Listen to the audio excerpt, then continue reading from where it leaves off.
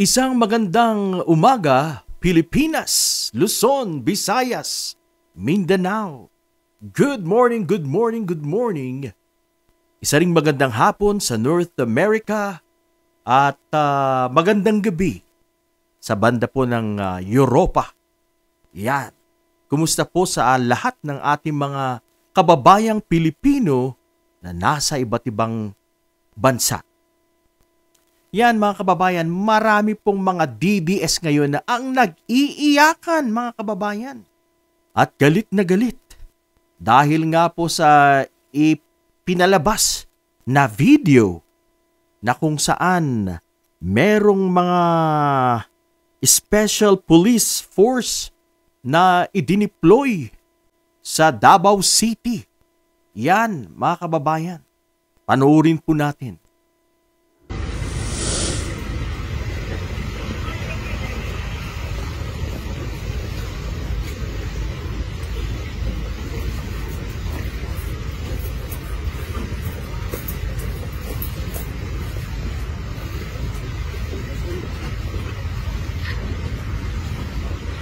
Kay mga katropa sa mo ni ang kasikas nato din sulod mismo sa Davao International Airport nga orasa. So pipila ka mga sakop sa ato ang kapulisan ang naalinhi bitbit ang ilahang battle gear mga katropa. So pipila ka mga sakop sa ato ang kapulisan ang naalinhi karon ning takna sa kagabhion na niini nga mga orasa.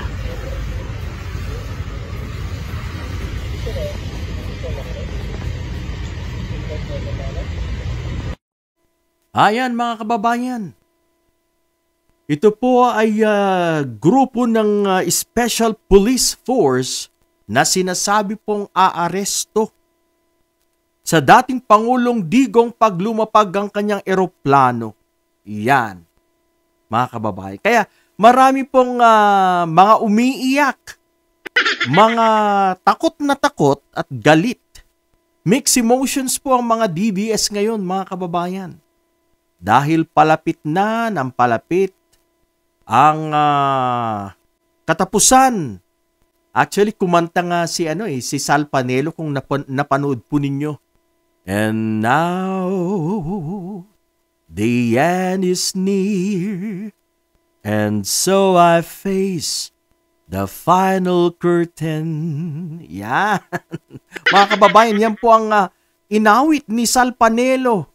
Lately, mga 3 days ago, bago po nagtungo sa Hong Kong ang ating dating Pangulo, mga kababayan. Dahil po sa kanyang pag-awit ng My Wave, bigla na lang lumabas yung pong balibalita. Nandyan na ang arrest warrant ni President, dating Pangulong Digong Duterte. Pahamak talaga tong si Sal Panelo na to, mga kababayan. Alright.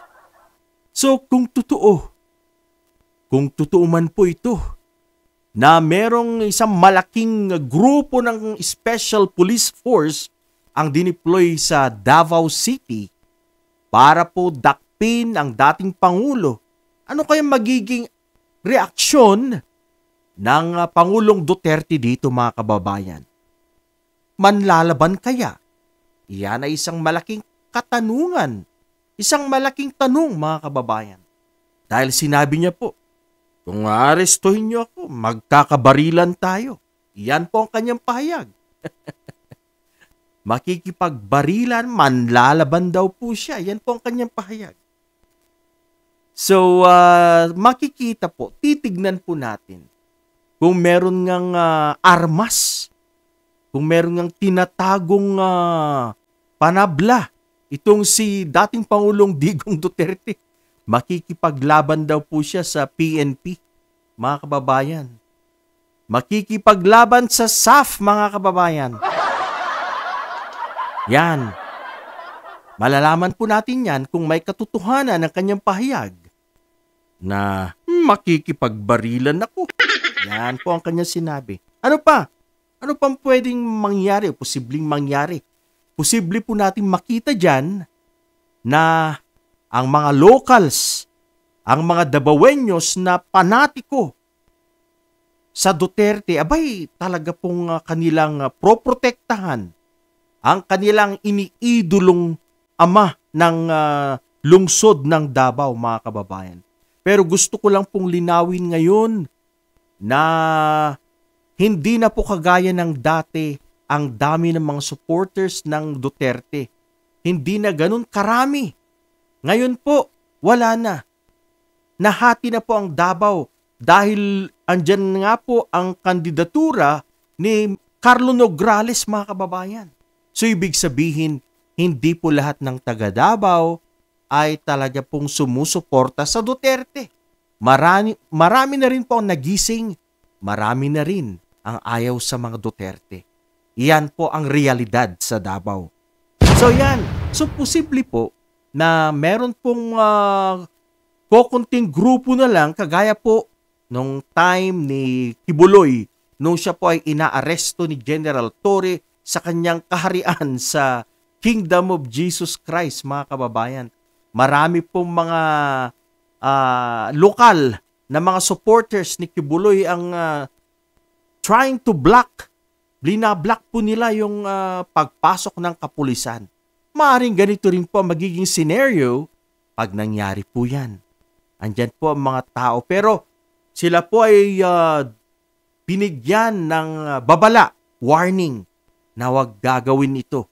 Yan po ang sabi, maagang sinabi ni Yusek Claire Castro na kung may balak kayo na makialam, huwag na lang kayong makikialam kung ayaw nyo masaktan dahil ba malagay lang sa alanganin, sa danger, kapahamakan yung buhay. Mahirap na. Nako, pinag-uusapan na po natin dito ang mga armas.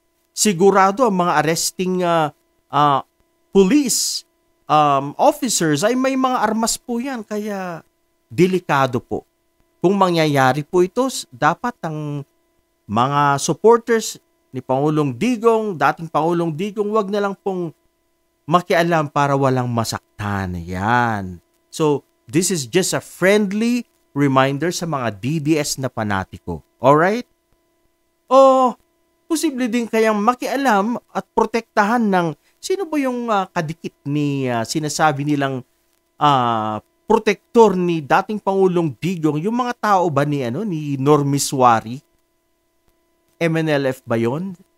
Dahil meron po silang sinasabi noon, mga balita na ang MNLF ay pro-protekta kay Digong Duterte. Yan po ang sinasabi nila, mga kababayan, na marami daw po sa mga trained armies ng MNLF ay susuporta, pro-protektahan si Digong Duterte, mga kababayan. So, isang senaryo din po yan na posibleng mangyari kung lalabas po sila. Kung meron po silang, interest kay dating Pangulong Digong, mga kababayan. O di naman kaya ay hindi uuwi ng Pilipinas ang dating Pangulo dahil natunugan niya na may naghihintay na arrest warrant sa kanya. Para po sa akin, mga kababayan, ito po ang posibleng mangyari na hindi po uuwi sa Pilipinas. Sa ngayon, ang dating Pangulo, pahuhupain pa niya, palalamigin pa niya ang balibalitang andyan ang arrest warrant. Sila po'y makikiramdam kung meron niyang arrest warrant na isuserve sa kanya, mga kababayan. Parang isa siyang daga na kung saan natunugan niya na ang cheese na nakalagay sa lamesa o sasabihin natin sa floor dahil masyadong mataas yung lamesa, yung cheese sa floor ay hindi niya pwedeng kagatin o kainin dahil meron palang trap. Parte pala ng trap ang cheese na yan, kaya of course anong initial reaction? To preserve himself para hindi makulong ay hindi po siya kakagat. Ayaw niya pong kainin niyang cheese na yan. Ganun po yun ang atin pong opinion dito, ang ating nakikita na magpapalimig muna. Magkukuya-kuyakoy muna sa upuan, sa China, mag-relax. para pahupain ang mga balibalita, mga nakakabinging mga balita na nasa social media ngayon. Nandyan na. Huhuliin na siya. So yan, parang isa pong daga na bigla pong tumakbo. Palayo po sa cheese, sa keso, dahil nalaman niyang meron pong trap or merong laso ng keso na yan.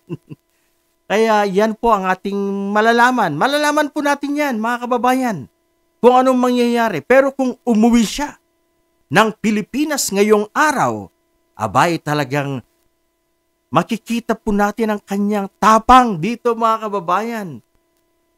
Pag umuwi po si dating Pangulong Digong, matapang siya. Matapang siya dahil he is very defiant sa mga sabi-sabi na merong arrest warrant. Pero para sa akin, mga kababayan, ang isang taong nag-iisip at smarte, hindi po yan uuwi. Dahil alam mo na ngang may balibalita na meron ng arrest warrant. Ba't ka uuwi? So, ang ating pong opinyon, hindi po yan uuwi. Palalamigin po niya muna ang sitwasyon at kung hindi lalamig, abay baka mag-stay na siya sa China for good at babalik na lang sa Pilipinas kung kakampi na niya ang presidente. Kung buhay pa siya pagdating ng panahon na yan. Alright mga kababayan, ito lang po muna ngayon ang ating maiksing kwentuhan, talakayan, kumusta po sa inyong lahat? Marami pong salamat sa inyong pagsubaybay at panunood sa aking mumunting YouTube channel. Please subscribe sa mga hindi pa po nakakapag-subscribe. Please share ang ating video. Marami pong salamat sa inyong lahat. Mabuhay ka, Pilipino!